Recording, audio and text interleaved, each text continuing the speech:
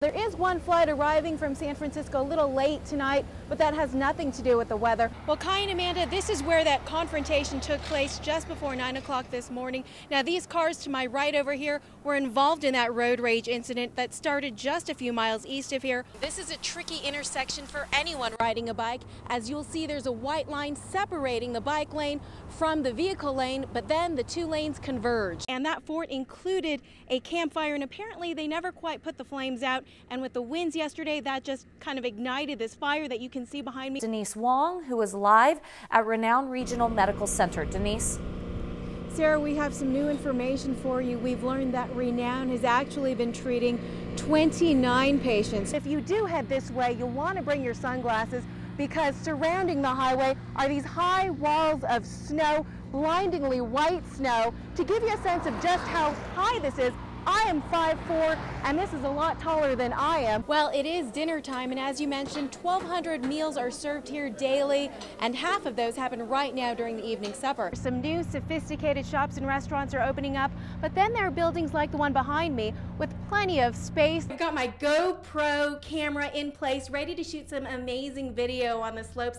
I think the countdown is officially on, and hopefully I will not lose my papers, the microphone, or my lunch.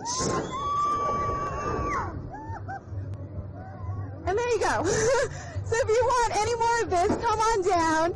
Admission is free today. And did you have a good time? Yes. Are you going to go on it again? Maybe. She's still thinking about it. I know. To cling onto a car and try to get the purse back? Gotta get that. Everyone needs friends like that. Everything's gone. Everything's gone, and I don't know what to tell my mom. The fire was first spotted in the basement just before 9 o'clock this morning. None of the family members were home, but a man who helps them out was. He saw smoke and ran out. Neighbors called 911. On the way to taking my daughter to daycare, I saw the smoke. I prayed that it wasn't my friend's house, but unfortunately it was. I don't know where we're gonna stay. 21 firefighters sawing through walls and breaking down windows, trying to save the house Teresa Gerardo and her two sisters grew up in. It's where they all still lived, with Teresa's 3 children and her mother. No, nothing anymore. We can't even we gotta keep our family together. This couldn't come at a worse time for the family. That's what we were doing, was fixing the house up so we could sell it. And we don't know what to do now because now my mom doesn't have her house. Teresa's father, an Army veteran, died exactly 3 months ago. I don't know what to tell my mom because she asked me to come back over here to get some pictures and stuff of my father, and everything's gone. The family is now trying to find 2 of their dogs, and the Red Cross has offered to help them out. A friend of the family's showed up when he saw smoke. He and his wife just bought a home in Sparks with 2 extra bedrooms, and they've offered to put up some family members for the time being. A Carson City man, apparently with some mental issues, grabbed a version of an AK-47 and opened fire inside a Carson City IHOP. We continue to follow this developing story involving that massacre in Carson City. KOLO 8 News Now's Denise Wong continues our coverage tonight. She's outside the IHOP with more on what we know about this shooter. Denise? Well, good evening, Pat and Sarah. I can tell you that flowers have been placed out here at the crime scene, and authorities have taken away that blue minivan that Eduardo Cencion drove here and parked here at the IHOP. This section of the shopping center is still closed off as investigators try to piece together exactly what happened. I want to recap some of the main points of this shooting rampage. 12 people total shot. That includes the gunman who shot 11 people before turning the gun on himself, and 4 people are dead. This shooting started around 9 o'clock this morning, and 5 Nevada National Guard members were at the IHOP and they were shot. They were in uniform, and 2 of them have died. Another person who was killed was a woman who was caught in the line of fire. The 4th victim is the gunman himself, who turned the gun on himself and shot himself in the head.